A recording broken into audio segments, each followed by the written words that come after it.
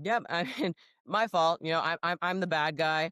I just was walking past her. Seen the cameras. Shoulder checked her, and then it went down. We got a lot of fire in our souls, and you know what? I love Britain. I love Britain. But the way that BKFC works, it's either start some drama or start an OnlyFans. Here is Dr. Sarah TNT Shell. Born in Vancouver, Canada, and I actually moved to the States to for fighting. Fighting is bigger in the States. Everything's bigger in the States, and I was fighting really big women in Canada, so I ended up moving to the States for fighting, so I could fight women my weight at 115. Yeah, that's not a lie for sure. Everything is bigger in the States. It seems like they just do everything's just more of a spectacle out there, with even not just fighting, even like sports in general, like high school sports, college sports, they're just bigger out there. Yep, absolutely. America's the American dream, right? America's the place to be if you want to make it big and follow those Uh, dreams in sports, especially. Something is wrong with the Sarah, you still there? Yep, yeah. Can you hear me? Yeah, yeah, you cut out there again. You were just Let, about to let, go on. let me go to it. One second. I'm gonna switch to a different Wi-Fi here. Yeah, it could be the Wi-Fi. Yeah, I switched to a different signal, so maybe. How's that? What, you just Yeah, turned it off? I just switched to a different Wi-Fi signal, but both of my connections look strong from my end. Okay, okay. Where are you right now? Are you Right now, no, in the doctor's I'm office? I'm at work right now. Like at the doctor's office? Yeah, so say I'm in my clinic, so I'm connected to my clinic internet. Oh, so you gotta have that good internet for sure. It Yeah, might yeah, just be me. yeah. My internet connection is definitely full. It's good. Uh, so when did you move to Arizona and what made you choose Arizona? Yeah, you know what? I went to medical school in Arizona, so Oh, I moved to America to pursue fighting. And I was about 21 years old. I had fought for a year in Canada, and I was fighting really big women. And I decided to take it seriously, so I moved to America, and can you hear me? It says trying to yeah, reconnect. yeah. I hear Okay. you. You're good. You're Um, good.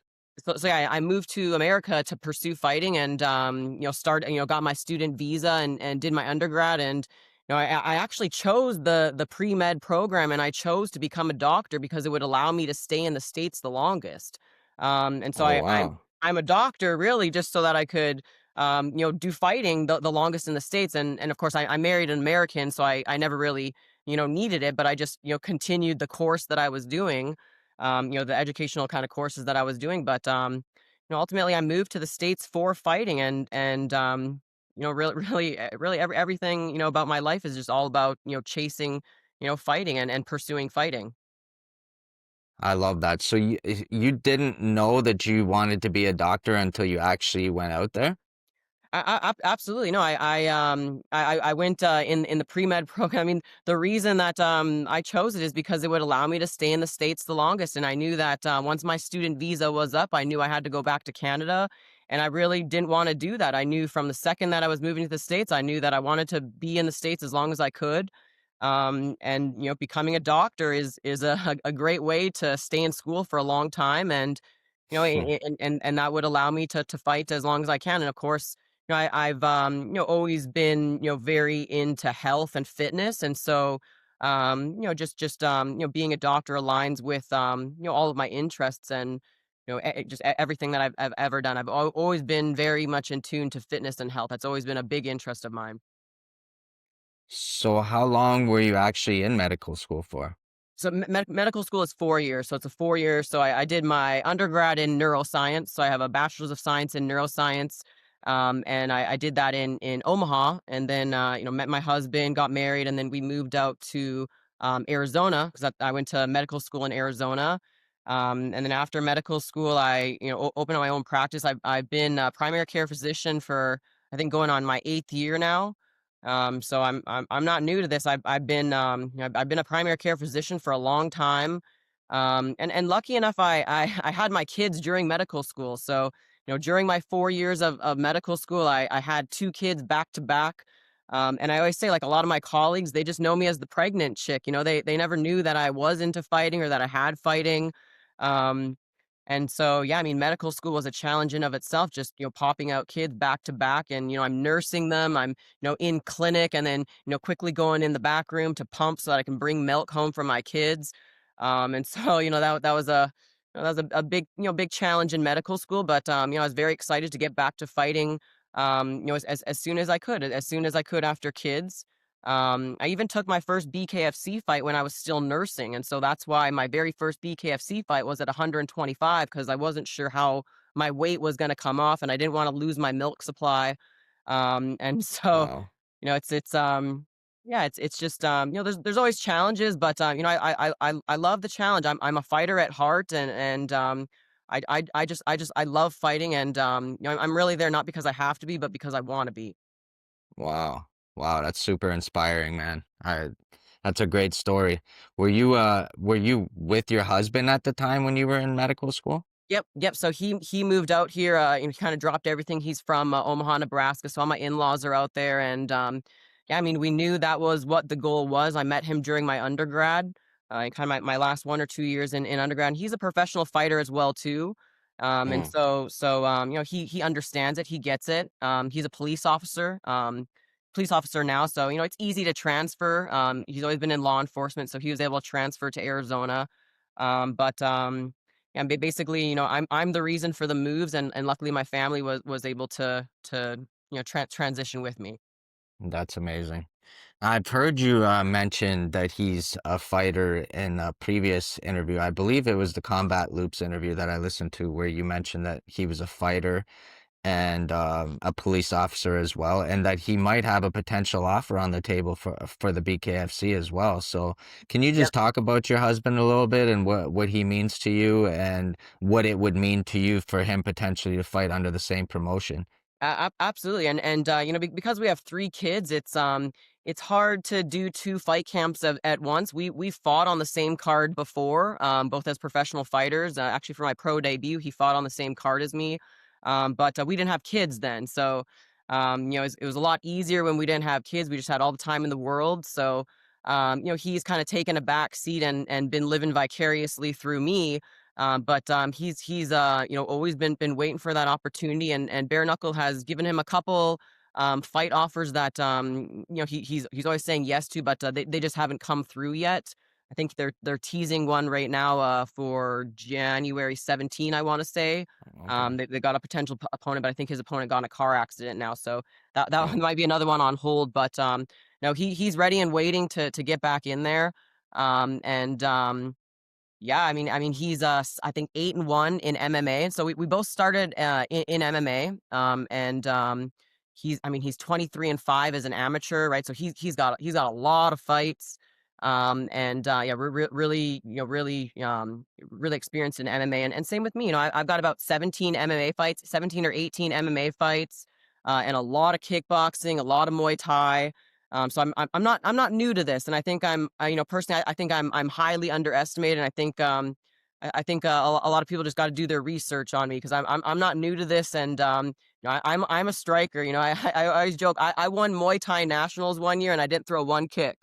I'm a wow. puncher. I'm a puncher, and I love to punch. I love to punch. And Yeah, to be where I am, it really helps to have a husband who understands the lifestyle. I'm very serious, and I'm just a creature of habit. I do the same thing every day, and I really enjoy that life. I'm very simple. I don't need much, and he understands that. He understands that, and I mean, we love the fitness life. We both go to work. We both work full time.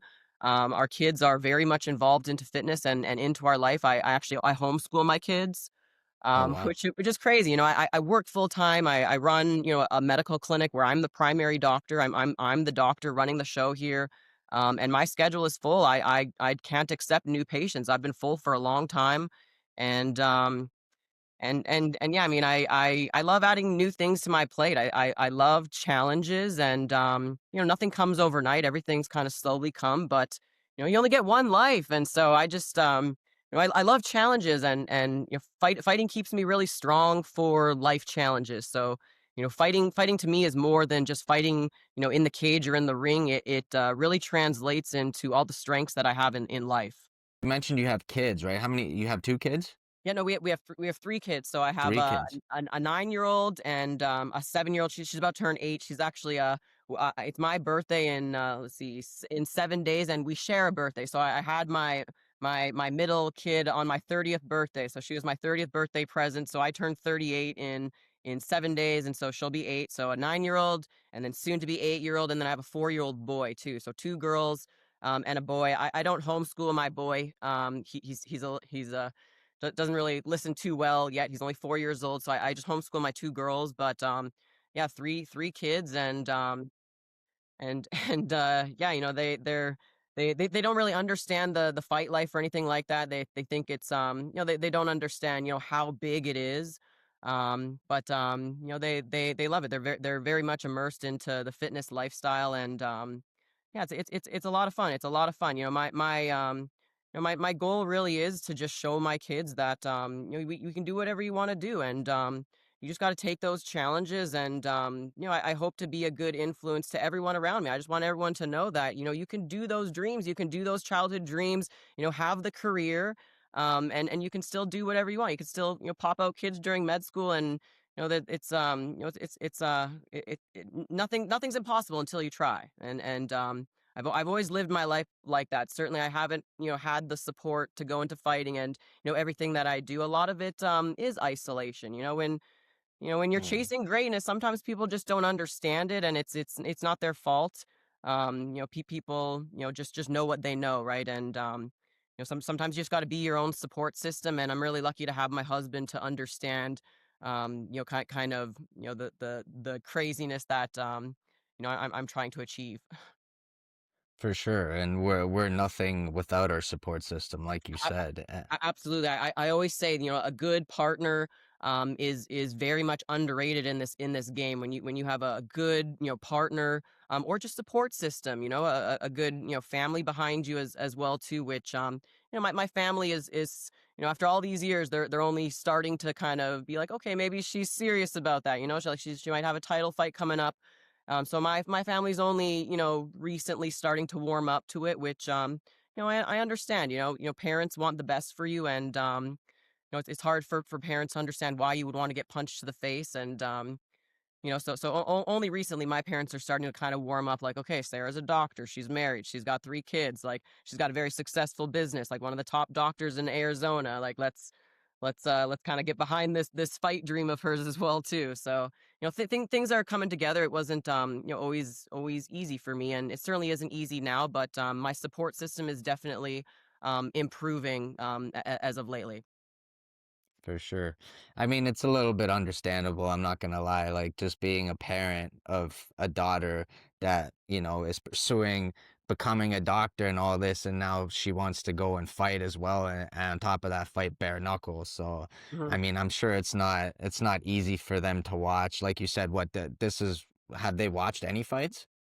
Yeah, they'll watch on TV. My mom certainly hasn't been to any fights. My dad maybe like one or two over the years, but I've fought a lot. I've had a lot of fights throughout my undergrad. I was, fighting every 2 to 3 months. And, even probably even more than that. But yeah, when I first got into fighting, I wasn't as serious as I was into school. I was kind of just, trying to find my way. And it wasn't until I moved to America where I was like, okay, like I'm gonna be a doctor, like I'm serious about school. And I've always understood that you need a backup plan, so you can be the best fighter in the world and still, still need a backup plan. And so I'm very lucky with the way that my path has gone, and I love being a doctor. I'm a very good doctor. I'm a very good doctor, and I love what I do. And so I'm very lucky with how my life turned out, but it didn't turn out easy. It's been a lonely road, a lot of isolation, and you got to become your own best friend. And I always say like one of my biggest strengths is my mindset. There's nothing that I don't believe that I can't do. Mm. Yeah, I can see that, I can hear that from you for sure. So do your kids watch any of your fights? Yeah, they love it. So they've only been alive for my only for my bare knuckle fights, right? And of course, my first bare knuckle fight, my in-laws pulled them away right away. Once the punches started going, they're like, oh no! So they pulled them away. But they were so young at that one. That was like 3 years ago. So they were only like 4 and 5 years old, so they didn't really understand. And then yeah, my last two they got to watch, and I mean they love it. They watched it on replay so many times. Oh wow. So yeah, they love it. They absolutely love it, but they don't really understand. They think everyone's a fighter. They think it's just normal. Every parent's a fighter and into fitness and stuff. So they don't understand how it is unique. But one day they'll understand, and I hope it rubs off on them. No pressure to become a fighter. They can become whatever they want, but of course, I want fitness to be a big part of their life. I think fitness translates over into anything that you do in life. You just fitness is just so important. For sure. And there's so much discipline and respect that comes with being a fighter. So I mean I don't have kids personally, but if I did have kids, I would definitely want them to get into combat sports just on the simple fact of respect and discipline, you know? Absolutely. I wish I got into it younger. But yeah, I grew up playing tennis. Tennis was my sport. I was a competitive tennis player, and I always say, like, I think that's why I mean I have very unusual power for my weight class. Straw weights don't knock people down, and I've been knocking people ever since my first fight, the very first fight that I had. I never even punched anyone. I didn't have any training my first fight. I just started swinging, and that's when I was like, dang, like I got power in my hands. And I think it's just I played tennis for so long, so I just got that snap power. Really, any sport that involves a swing, I'm very good. I can golf, I can whack a baseball, I can throw very far. Oh wow. Anything that has that hand-eye coordination and that power, like I'm good at that sport. So it's fun. I really think tennis is a really good foundational sport for anyone. It translates over into lots of good sports, and the mental challenge of tennis is really incomparable. I always say in tennis, there's so many different points. Like, right, you have to win a set, right? And Yeah. it's point after point after point, and you can't win every point. So it's all about mentality. You have to be strong. You're going to lose some and you're going to win some. And tennis is a mental game where you can't get down on yourself. Those matches are long matches and you can't win every point. Mm. Yeah, I love that. That's a great point actually, and you're using a lot of hips in the in the swinging, right? So I mean, Yep. I could see Yep. that being a benefit in fighting for Yeah, sure. yeah, and tennis matches are long. They can go on for like 2, 3 hours, and so Yeah. I've always been an insane athlete. I am an insane athlete. My cardio, my strength. I'm a really good athlete. So how old were you when you did start fighting? I believe I was 20 years old. I think my very first fight, it was in 2010, January 2010. So I think I was 20, maybe 21 years old. And I didn't have any training. I didn't have any training at all. I would say, like, I worked at a nutrition store, and someone was on their phone, and a woman had pulled out of a fight, so they were upset on the phone, and I was just like, hey, like, what's going on? And they're like, oh, like, this boxer lady, pulled out of a fight, and now, like, I'm stranded for trying to find an opponent. I was like, what? Like, women fight? Like, let me get in on that. And it was 12 days later on TV, never fought before, like, never punched Wow. anyone. Like, I was just a tennis player, and I did some rugby in high school as well too, but I had never fought, and I was on TV, literally fighting. Like, I didn't know the rules. I didn't know how to kick, and I didn't know anything. I was just like a little dog in the corner, like, and you just defend yourself. It's just like you don't know until you know. I got into it so unique that it was hard for me to find someone to take me seriously. Because I just got thrown in there, and yeah, I mean, I ended up fighting that full year. I think I had 6 MMA fights my very first year, 2 Muay Thai fights, 3 kickboxing fights, and I didn't have any training that full year. I didn't join a gym until I moved to the Wow. States, which was one year after that. right? So I moved to the States 1 year after that, and I had all these fights, and I literally did not train. Like, I just had my buddies, and like we just like hit like a heavy bag. Like, I didn't hit pad or anything. Like, I really just strength trained, and I still strength train. My staple training really is strength training. I've always stuck to strength training, and I think that's why I'm so jacked. My body type is a lot different than a lot of women, because you got to stick up with your strength training. Once we're in our 30s, if you haven't stuck with your strength training, especially for women, it shows. And so yeah, for strength training, I've always stuck with my strength training, and I love my strength training. That's when I really get to meet meet God. When I'm strength training, that's just me and God. And that's always been a daily thing that has always been a part of my life. My strength training, even through pregnancies, I've always strength trained.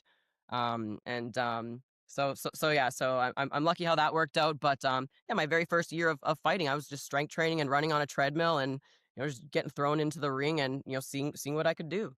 That's crazy. I can't believe that. So when you took that first fight, did you watch any fighting at all? Did you know anything about fighting? I honestly I watched UFC, right? It was like during like the Iceman, it was like Chuck Liddell and Tito Ortiz, right? So like I had buddies, and we'd watch UFC all the time, right? And of course, like when you're sitting with your buddies, how all men are like, oh, like I could do that, I could do that, and I'm just the woman sitting there, so I'm not saying like I could do that, but in my head I'm thinking like, dang, if there's a woman my way, I think I'd do pretty good. But of course, I'm the woman, so I'm not actually saying that, but I'm just like thinking like, huh, like I'm an athlete, like I could do that too. So I still had the confidence. So I mean, it's just it really was just meant to be. I just had a door open for me, and I just took it. And I had no idea it was going to be on TV. I had no idea what to expect. My Wow. brother and my dad, they did jujitsu, so I honestly just thought it'd be a little kind of intimate, kind of little sparring kind of match, and like I had no idea how big it would be, and it was on the Fight Network, it was on TV. I didn't invite my friends, I didn't invite my family. I didn't know what to expect. I even worked that day, right? Like Oh my God. I worked on. It was a Saturday night fight, and I weighed in the night before, and I worked all day that Saturday. Of course, now like I would never work. I'm sleeping all day. I'm not working the day of a fight. I'm relaxing. I'm meditating. But I didn't know what to expect. I just went in there, and that mentality has always stuck with me. I'm not scared to go in there with anyone. I love the challenge. I live for the challenge. I do this for the challenge. It's for the mental and physical challenge. It's not to prove anything to anyone. And sometimes that confidence can come across as arrogance, but it certainly isn't. I'm always a student of the game. I have so much to learn. And I love learning. I'm like a little sponge, and the higher the challenge, the better I rise to that challenge. I'm always someone who, you put a harder challenge in front of me, and I'll shine better than you've ever seen me shine before. Wow.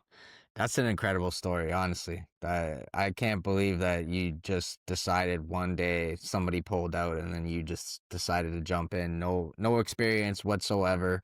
When did you officially make your professional debut then? Do you know Professional what year that was? Yeah, professional debut was right before med school. I had so many amateur fights, and then it was like, okay, like I got accepted to med school. Like now's the time to like fit a couple in. So I think I had two professional fights right before medical school, which gosh, when I do medicals, I think I started medical school 2014, I want to say. So yeah, I think I did my two professional MMA fights right before medical school, and then right after medical school. I had two kids, and then I had one more MMA fight with LFA. And then I popped out another kid, and then I started bare knuckle. So I kind of didn't go back to MMA. But you know what? I love MMA. I've always loved mixed martial arts, but I've always been the stand-up fighter. And so every single fighter that I've ever fought in MMA, their goal has always been to take me down. My game plan, they know, is always stand up. I'm a striker, I'm a puncher. So I've always been the puncher. I should have been in boxing long ago. It it's meant to be. I finally get to tune into the skill that I love to do, and I love boxing. It's especially bare knuckle boxing. Nothing more that I love than standing toe to toe with someone and that mental and physical challenge because I train so hard. I train so hard. I don't I don't look for any shortcuts. I'm there for the challenge. I want to be better. And I don't want anything easy. I don't want anything handed to me. Nothing's ever been handed to me, and I like it that way. I like it that way. It's all about the process. I'm here to be a better person and to have a good impact on the world. I'm not here for I'm not here for show. I'm not here for attention. I'm here for a bigger purpose. Mm, I love that. Yeah, no, I'm just looking at your topology right now, actually. I also seen you fought Tisha Pennington back in the Yep. day too, who's quite successful in the UFC. Yeah. Uh you had your last fight in the the promotion LFA, Mm. 2019, and then you made your debut in bare knuckle in 2020. So you said you popped out a kid in between 2019 and 2020. I was gonna ask you why you took about a 3-year break before joining BKFC. Yep. So yeah, I had my kids right before the LFA, and I was nursing for LFA as well too. So I've done two fights where I was nursing, and that LFA fight I had to get to 115, and it was so hard when I was nursing. So Wow. that's why after LFA I had one more kid, and then for bare knuckle I took my very first fight at 125 just because I was like I don't know how the weight cut is gonna go. But I used to be a lot bigger. I mean, right now, like this morning, I was 127 pounds. I'm keeping my weight real good, and I'm a master at weight cuts. I love to do weight cuts. There's something about a weight cut that just gets you in the zone. It really gets you focused. So I'm never one to complain about weight cuts. I love that challenge to make the weight. Sometimes the weight cut is harder than the fight itself. But I love the whole process of fighting. I'm really in love with fighting. Yeah, I'm really lucky. I know it's kind of handed to me the very first opportunity, and I know a lot of women wish it was just that easy to get into a fight to see if you like it. So I certainly don't take that for granted. I'm just very blessed with how everything's gone. Yeah, you never hear that. You never hear a fighter say that they love the weight Yeah, cut, you know? So, you just got thrown into it, right? Because a lot of women they'll spend lots and lots of time training and going back and forth with their coach. Maybe their coach not believing them. There's a lot of stories with women having a hard time connecting with your coach. It's a male dominated sport. And certainly when I first started, I just kept my head down, and even now, like I'm not a big talker. Like I go into my gym and I work. I really just keep my head down and I just work hard. I'm just a hard worker yeah, I'm not there to talk. I'm there to work hard. so now that you've been in the game for this long, I know you didn't really start watching fighting before you actually fought, but now that you're in the game, you're undefeated at bare knuckle. Do you study fighting at all now? Do you watch fighting? Are you a fan of watching the bare knuckle fights? I do. You know what? I watch the female fights, and I really do watch a lot of the males as well too. The males the males are they're very technical. That I do look up to the men to get more skills as well too. But yeah, I certainly watch the women and see how they're performing as well too. And I love cheering for the women. I want to see people rise. I want to see people win. I want to see people get better. And I want to rise with them as well too. So I certainly do watch bare knuckle. I don't really watch UFC anymore because I'm not into MMA anymore. So and I only have so much time. My time is very limited. So I have to be very smart with how I use my time in throughout the day. And so yeah, I do have a few favorite fighters that I do watch for skill and technique. Who are some of your favorite fighters? That leads me to my next BKFC, the question. cut man. I love the cut man. The cut Okay. man at G is very good. And then I watch all the champions. And Britain Hart. I'm about to fight Britain Hart, and I love Britain Hart. I love Britain Hart. She's amazing. She's technical. Christine as well too. Both Christines. Christine Vicenz. She's Mm. been improving very much. And I think her skills is improving a lot. So I really love watching her improvements as well too. And then of course the champ. Both of the champs at 115 and 125 for women are amazing. And I like watching Kai Stewart. Kai Stewart is very good as well too. he's very entertaining as well too. So I like that entertainment factor, and I like the confidence. You can really tell when someone puts in their work. They deserve to talk. They deserve to talk because it comes from a place of confidence. It's not arrogance, and I think you can really see that when someone puts in the work. Yeah, I mean, I can't lie. I love that part about Kai too, and I love the confidence in general, you know, like especially if you're going out and actually winning and doing all the things you said you were gonna do. So to me, I love that part of the game, you know? Exactly, and making it a lifestyle, not making it such like an angry thing. Because fighting is fun. Fighting is fun, Right. and it's a good process if you just love it, and you can really tell the people that love it. It's no pressure. It's just you do what you do, and if it works out, it works out. If it doesn't, it doesn't, and you can really tell the people who are just riding the wave and just loving it. Absolutely.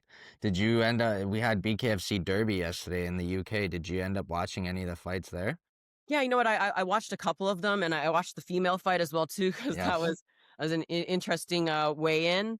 Some things are about entertainment, and it was very entertaining. And of course, I always want the women to put on a good show. I'm always rooting for the women.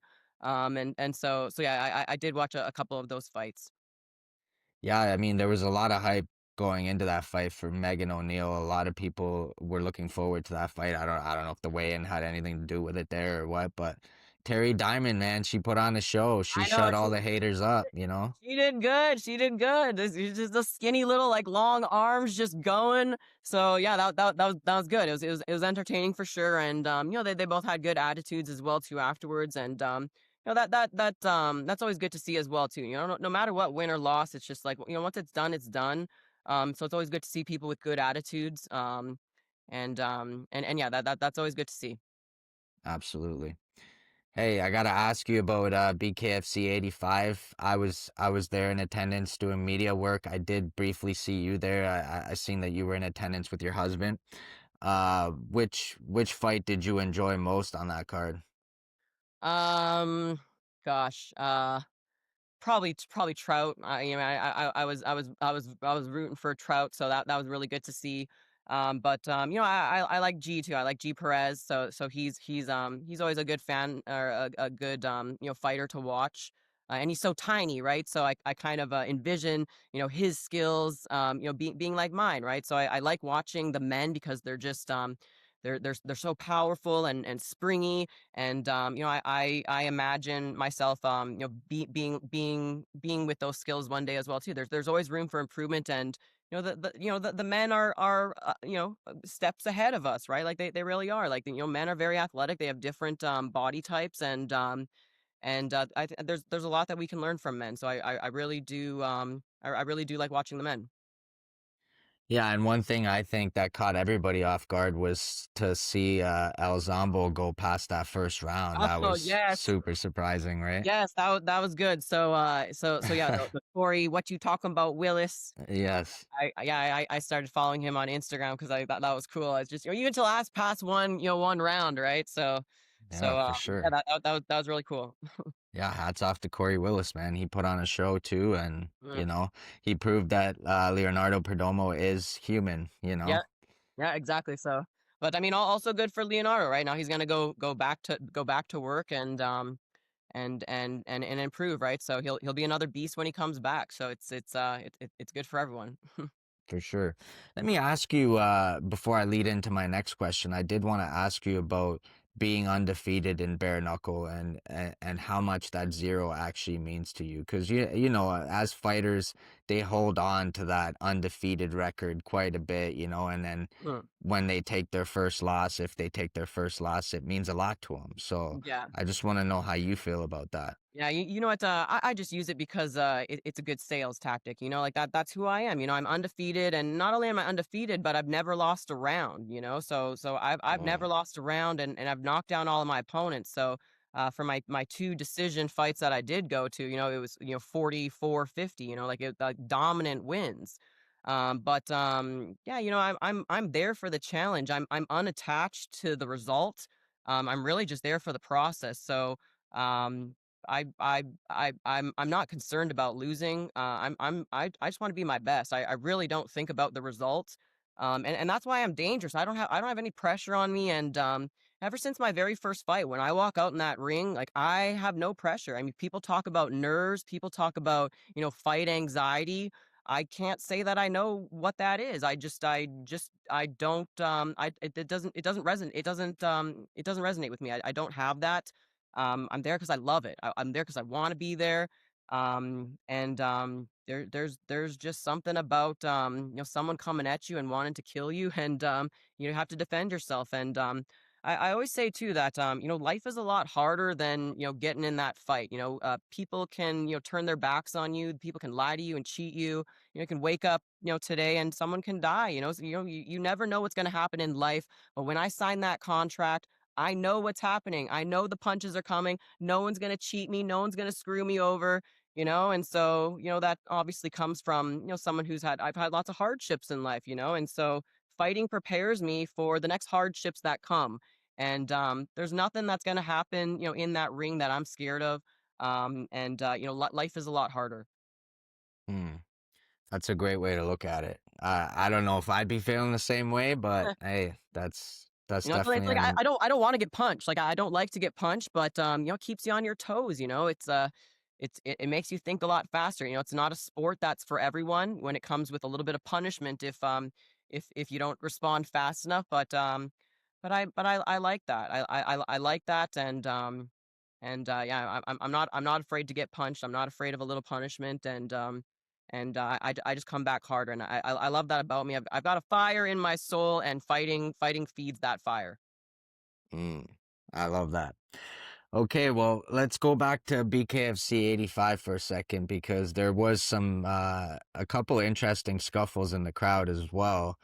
One of them you were involved in. I got to ask you about that. The other one was Mike Richmond and Elmore, I believe, which could be a potential future fight as well. You did mention Britain Hart. You guys did cross paths at BKFC 85 in the crowd there, had a little bit of exchange. Can you talk about that a little bit? How did that happen? Knuckles to Knives is officially sponsored by Blues King 24/7. My brother Ivan Stojakovic has decided to support the movement. Ivan owns a company called Blues King 24/7 and they are located in Ontario, Canada. Blues King 24/7 does some of the cleanest cladding work in the world. They deal with siding, aluminum panels, and any exterior finish. They also waterproof buildings, homes, and take on any commercial or residential projects. They are located in Ontario, Canada, but will take on work anywhere in the world. So if you need your building or home upgraded on the exterior, call Blues King 24/7. That's BLUESKING 24/7. Go check them out on Instagram. And my fault. I'm the bad guy. I just was walking past her, seeing the cameras, shoulder checked her, and then it went down. We got a lot of fire in our souls, and you know what? I love Britain. I love Britain.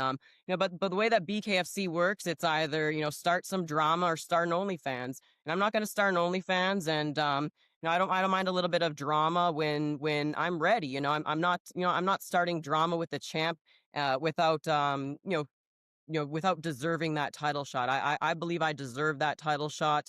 And I've been patiently waiting for it, and I'm ready for it. I'm ready for it. I'm like I said, like I'm not new to this, and I think I've put in the work for BKFC, and I'm ready to shock the world. I believe in myself, and I expect to win. I expect to win that fight, and I think I'm going to shock the world. And I'm ready for that challenge, and I'm really excited about it. And so, yeah, certainly, it's out of my character to start drama. I'm very respectful. I'm very humble. And I love Britain. I love Britain. She's one of my favorite fighters. But we can be best friends after the fight. We both we're both in this. I know she loves to fight and I love to fight. And I know she's tough, and I'm very excited to go against her. Like I said, I love Britain. I have all the respect for her, and I'm ready for that test. So have they mentioned anything to you after that exchange about potentially making this fight happen? Yep. So they've tossed some ideas, and it sounds like it might be in late February or March. So just waiting on a date for that. But I think our little scuffle that we had is over like 3 million views now. So you know, everyone loves a little bit of drama. But it's gonna be a good fight. You know, it's gonna be a good fight. I know you know Britain isn't one to do drama, but you know she's game, right? You start drama with her, she's not holding back. So I love Britain. You know, I love Britain. We're two strong women. You know, we're very intelligent, and I think with both of our educations together, it's going to be the most amount of education that you've ever seen two fighters in the cage, right? And so, you know, the top education level, and we just happen to be fighting for the title. So, it's going to be you know, I'm very grateful. I definitely don't take it for granted, and you know, sorry to Britain for, you know, doing the shoulder check, but I'm not gonna start an OnlyFans, and I want my opportunity. I want my shot. I've worked hard for it, and I've worked my whole life for this. This is what I moved to America for 15 years ago. So I'm ready to shock the world. I'm ready to shock the world. I love that. Hey, you know what? I feel like you guys did steal the show a little bit with that shoulder check. So, you know, we love the drama. As a fan myself, I love the drama leading up to the fight, as long as it doesn't get too nasty and too personal. You got to have Exactly. a little bit of spice going into these fights, man. You guys are fighting in the end, you know. It's not you're not playing basketball, you're not, you know. So, Yeah. and what a big name, you know, Britton Hart, like you said, an absolute legend in bare knuckle. What a big name it would be for you to have on your resume. And you know what? I think it's a big fight, a huge fight. And you mentioned February. What better card than Knucklemania in February to have this fight on, you know? Yeah, it won't be Knucklemania. I actually have we have a family trip planned that we don't have Okay. yeah, we don't have insurance booked for. So I think that was February 7. Yeah, unfortunately we have a family trip that we can't cancel. So I won't be at Knucklemania, but yeah, I've heard it's likely looking at late February or March. Okay. Well, you know what? If even if they did put you guys on Knucklemania, it's just such a big card, you know, there's probably gonna be somebody else doing the main event for that, but if it's not Knucklemania, it's gotta be you guys as the main event, Yeah, you well, know? you know what they actually asked me for Knucklemania maybe like months ago, and this was before I had the family trip planned, and I had asked for Britain Hart, but they said there wasn't enough funding for it because they already had two title fights for it. So even before this drama started, I had already asked for her, and they had already said that that wouldn't have been a possibility for that. Um, Oh, okay. so yeah, I think they've got big things planned, you know, for title fights there already. Yeah, yeah, I'm looking forward to that, man. I'm hoping I can be there. You're not you got the family trip, you're not gonna even be in attendance for it, eh? Yeah, and I won't be there for that, but I'm planning on trying to, you know, make more trips out, because I want to build this up. You know, this is a fight that I've been training my whole entire life for, and you know, I love BKFC. I love BKFC. I'm a very loyal person, and I want to support the organization. I'm very grateful for BKFC. You know, they didn't have to give me an opportunity from the very start, but they did, and you know I really like BKFC.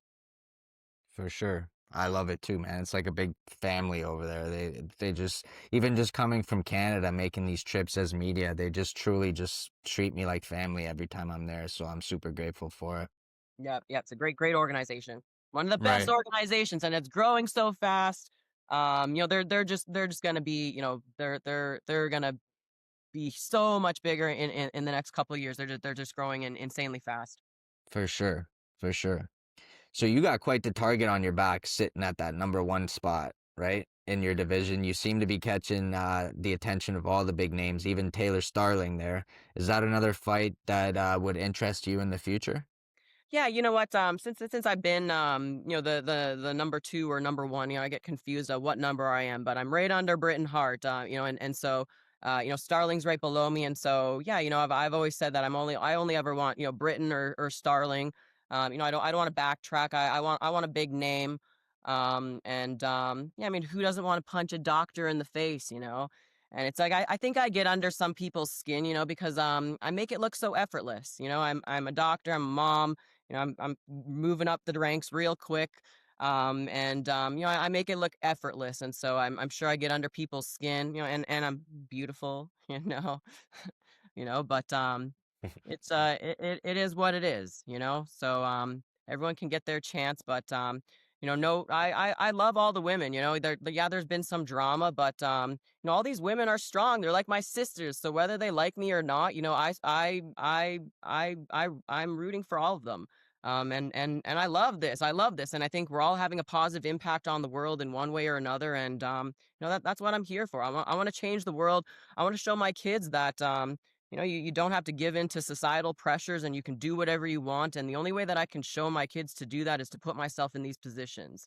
And so that's why I'm here, you know, yeah, I'm just loving life. I'm loving life. I'm loving the challenges. And yeah, I love all the women in BKFC, whether we've had, you know, arguments or, you know, interactions that, you know, maybe, you know, went one way or the other. But yeah, I think I really, you know, I'm rooting for all the women.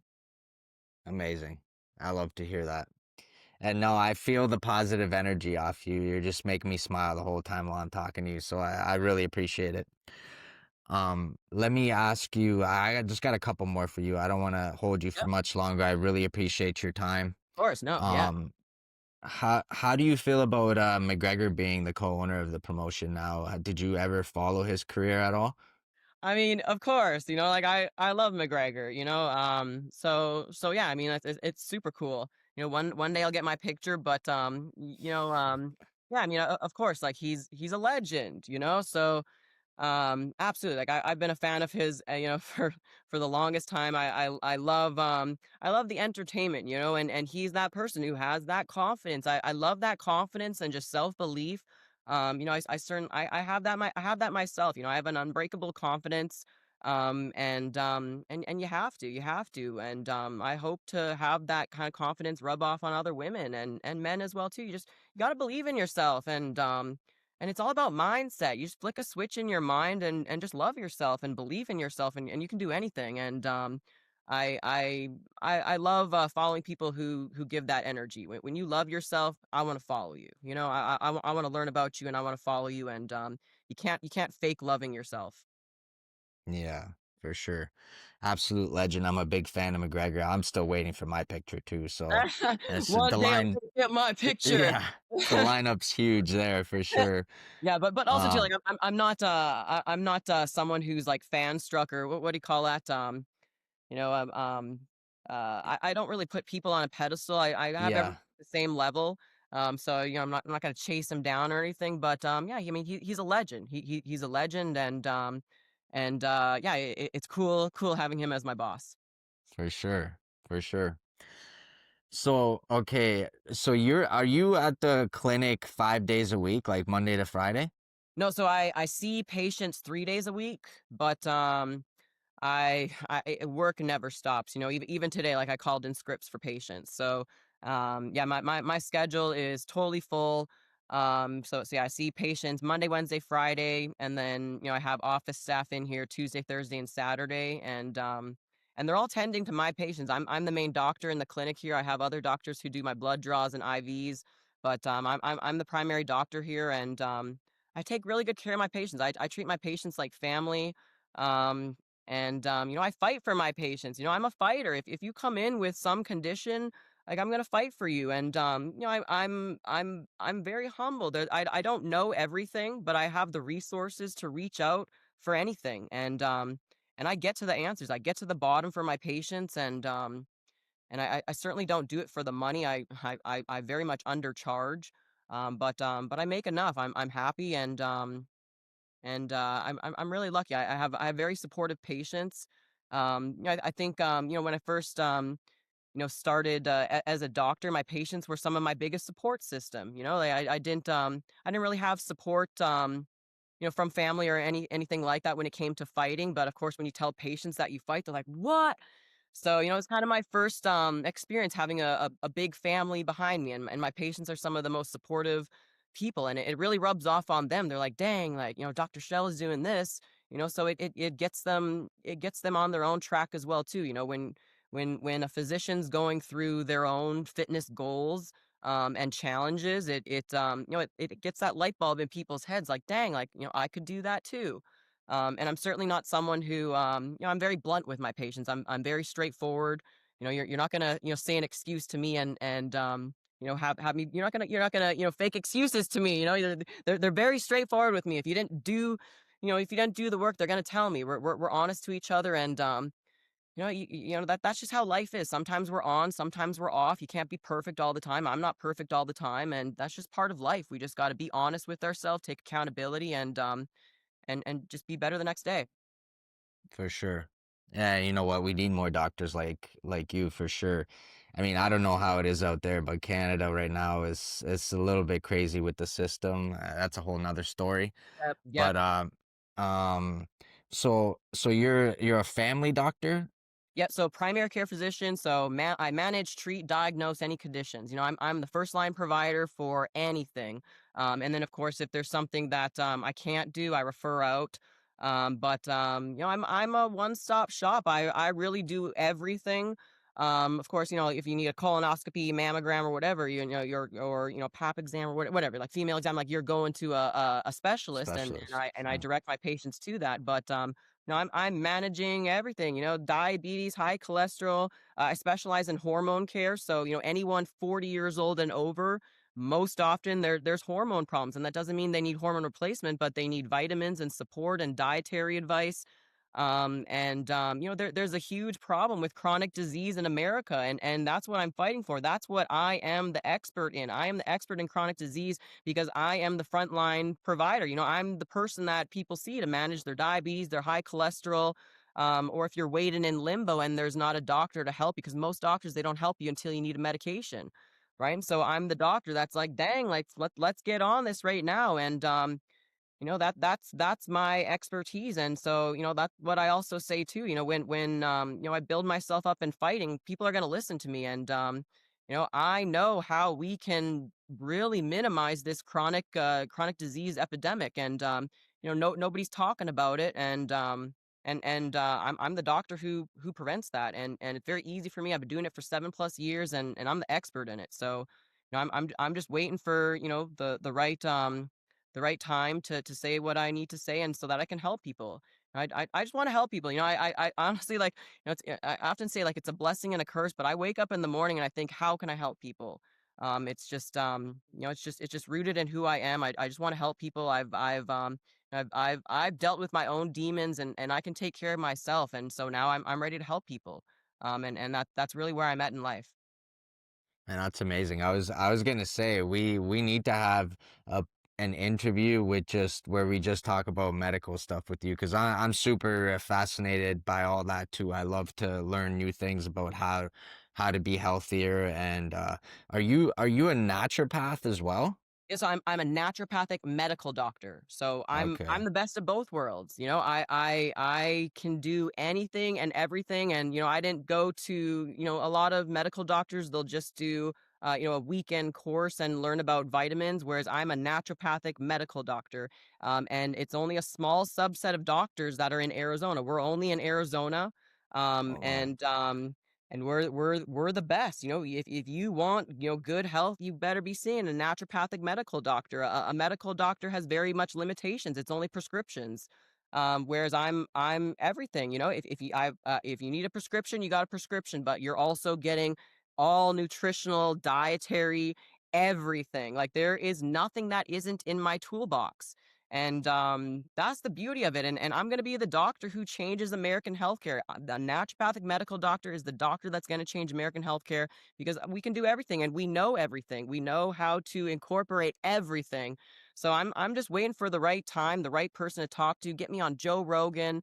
I'm very well spoken, and I know exactly what we need, and I know exactly what people need. And you don't need a medical degree or a medical understanding to understand the basics of how we get rid of chronic disease.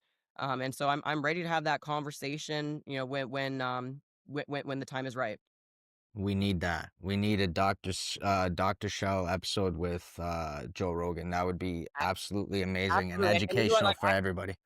Like, I am not intimidated by anyone, so I have messaged him. So one day he's gonna open up his box and be like, "Dang, like, this world champion's been messaging me," and he's gonna have me on there because it's I want to help people. I want to change American healthcare. I see people suffering all day long, And I'm repeating the same thing all day long because we all got the same problems. Everyone's got high cholesterol, everyone's got high blood sugar, everyone's got obesity, cancer, you name it. And a lot of it is the same basic treatments that we're not talking about, you know, and it's so easy. So I'm ready when the right person talks to me, and you know, I'm ready to help people. I just want to help people. I don't want to make money. I don't care about the money about it. I just want to help people. What is your biggest advice to people out there suffering with their health and I, I, any I, message?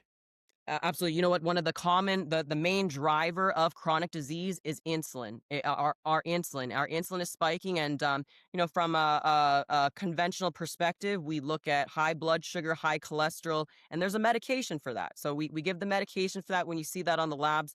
But high cholesterol and high blood sugar, it doesn't build up until you've had years and years and years of high insulin.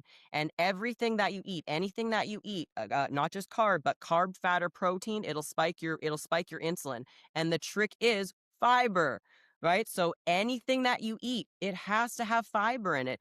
Fiber is a little sponge that it doesn't go into your blood. So fiber is a little sponge that it slows down the absorption of anything that you eat. So even a protein shake, you know, you better be chugging back some chia seeds, or you know, put some psyllium husk into it, right? You could have a beautiful egg and bacon breakfast, but there's no fiber to it. So you're spiking your insulin. And you do that every single meal of every day. Anything that you eat or drink, it's spiking your insulin. And you don't hear people talk about fiber, and fiber is largely deficient in our diet. You know, and some people will be like, "Oh, I had a salad today." You know, it's like a little bit of lettuce, like it's not doing it. Like you got to be eating like buckets of broccoli if you're going to get it from vegetables, right? And so, you know, I get a lot of my fiber from fruits. So avocado, I always say avocado, blackberries, raspberries, apples, pears, you know, black beans. Beans are good. But if you are not having fiber with anything that goes into your mouth, you're spiking your insulin. And if you spike your insulin enough, you got hypertension, you got blood sugar building up, you got the cholesterol building up, and there's drugs for those. But we don't talk about why you got that in the first place. And it's insulin. It's insulin. And you know, this isn't a secret. You know, we know about it, but you know, we don't doctors don't have the time to talk about it. I think maybe some doctors don't maybe don't know about it. They don't really push that in medical school. It's something you kind of gotta, you know, understand basic physiology and put it together. But you know, it's insulin. We got to control our insulin. And one you know, interesting thing about cancer, right? Cancer is you know, always on the rise, but cancer has 7 to 10 times insulin receptors on cancer cells, and so insulin literally feeds your cancer. And you know, if you have high insulin, you're storing fat, so we're gaining weight. It's all about insulin, which is fiber. Everybody needs fiber. So if you want to just get on the basics right now, just know that you need fiber with everything that you eat. And if you can't get it from diet, then you should be adding in a fiber supplement. Psyllium husk is the best. You know, and I have a healthy diet, but I still do psyllium husk, right? I do psyllium husk. You know, I had spaghetti this morning, actually. I had spaghetti for breakfast this morning, spaghetti straight carbs. So I had my psyllium husk capsules with it. You need fiber with everything that you eat. Fiber slows the absorption, so the insulin spike that comes next, it's not so high, and then you're not poisoning yourself. We're all a bunch of just insulin spikes walking around, and insulin is the problem. Wow. And Okay. it's pretty basic. Like when you explain it, of course, there's other little things, but insulin is the driver. And I honestly think, like, you know, I honestly think that the government should get on this, and you know, McDonald's, you know, any fast food. I think that we should be like, hey, like, we know you're part of the problem, and they should be handing out psyllium husk. They should be handing out fiber. If you're a fast food restaurant and you're giving out, you know, just a bunch of carbs with zero fiber, you know, that should those places should be mandated to give out fiber to people, or at least give a little educational thing. Hey, by the way, you're going to get a big insulin spike from this. Get some fiber when you get home. Like, we need to be educating people. We're just letting people walk around with insulin spikes, and some people think they're like the epitome of health. And it's just, you know, it's because oftentimes we compare ourselves with other people, and we're like, oh, like, I'm not so bad because that person, you know, is way worse. But you know, you do that enough, we just it's just downhill. And so it's fiber. Fiber, fiber, fiber. And especially for athletes, like all the fighters, if you're not on fiber, you're not gonna be a lean, mean machine. Like, that's why I'm jacked all the time. You gotta have fiber. You gotta poop. You gotta poop. Like, you know, so many people, like, they're not poop. You gotta poop all that stuff out. You know? Yeah. And like, fiber isn't sexy, right? Because it makes you poop, right? So everyone wants to talk about protein and protein. Yeah, like we need protein, but no one wants to talk about fiber because it's not sexy, but we need it. Like that's the problem. That's the problem. That is the problem. And until we get on fiber, we're gonna have a chronic disease epidemic. You can't We can't fix the chronic disease epidemic if we ignore fiber. Wow, for sure. You heard it here. Get your So fiber up, man. passionate Watch about your it. sugar and get your I'm fiber up. telling you, I did this. That's what I do all day long. And when that light bulb, flicks in the patient's minds, like I'm telling you, like cholesterol, blood sugar, all down, and just easy fiber. It's so easy. It's so cheap. You just got to be on it. You got to be dedicated, and you got to want to fix your health. You got to want to undo all the bad stuff that you did for 10 years. But it's doable. It's so doable.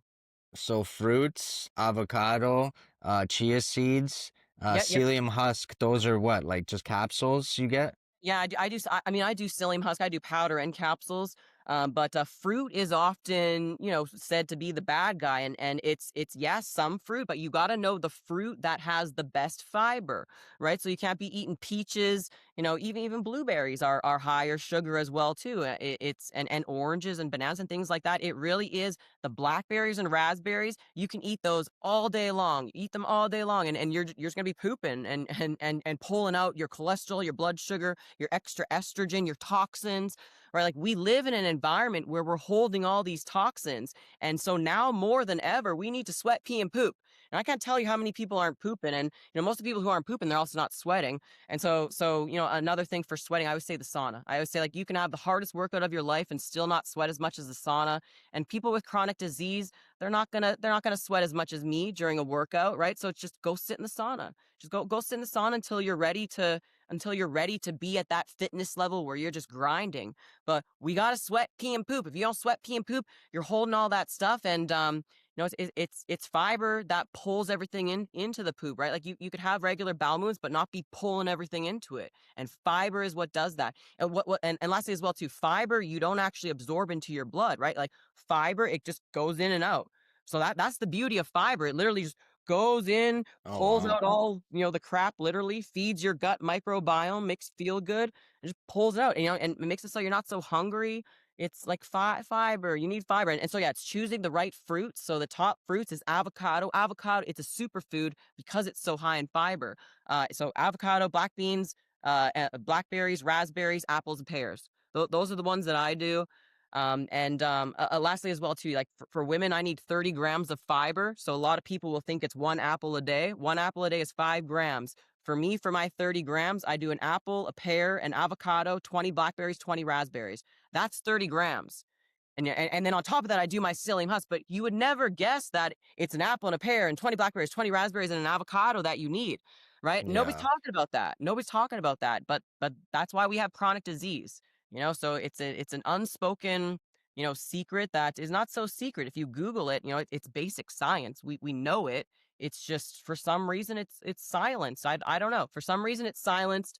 Follow the money, maybe. You go to the American Yeah. Diabetes Association website. They're not talking about fiber. They're talking about, they're talking about metformin. They're talking about GLP-1, injections and stuff. They're not talking about fiber and all those medications. They're good. They're helpful, but you can't get away from fiber. You can't, like, a medication doesn't make up for fiber. It just makes you be able to eat what you want, but it doesn't fix the insulin. That's the problem. If you go on metformin, you're making it so that you're getting rid of your blood sugar a little bit faster. It's not attacking the insulin. It's making you a little bit more insulin sensitive, but not as much as fiber. You can't get away from fiber. There's no medication that excuses you from not doing fiber. And I can't tell you how many people are on statins, on blood sugar medications, and they've never even heard about fiber. And it's just like, I think it should be malpractice. I think it should be malpractice for anyone to prescribe a statin, or a blood sugar medication without having that serious conversation about fiber with their patients, because that's why it's happening. You're not getting enough fiber, so you're just instantly insulin spike. You're just eating your sugar. Uh, I'm so passionate about it. And one Yeah. more thing as well too. So we all got Christmas dinner coming. You got Christmas dinner. Eat what you want. Have a good time, but have your fiber right before. Right. I'm gonna be doing my psyllium husk right before my Christmas dinner. I'm gonna eat as much as I can, and I'm not gonna worry about it because I'm gonna poop it out after because I'm gonna have my fiber first. Fiber. Fiber. Let's go. No, I could, Let's man, you're so go. passionate about this. I love it. Like I said, I'm open to having a medical conversation interview with you anytime, 100%. I think people, I will always talk about health. I remember my last fight that I had. I hadn't seen my corner was from Omaha. I hadn't talked to him in a while, and I was talking about fiber right before I went out to my fight. And he still texts me. He's like, I can't believe like right before he went out to fight. But I just get so passionate. I want to help people, and there's just like people got to hear it. This what it saves lives. Like it's no joking matter. This is what saves lives. People are slowly suffering and dying, and it's about our kids, right? Like adults got to step up. We got to give the blackberries. We got to give these foods to our kids, right? yes.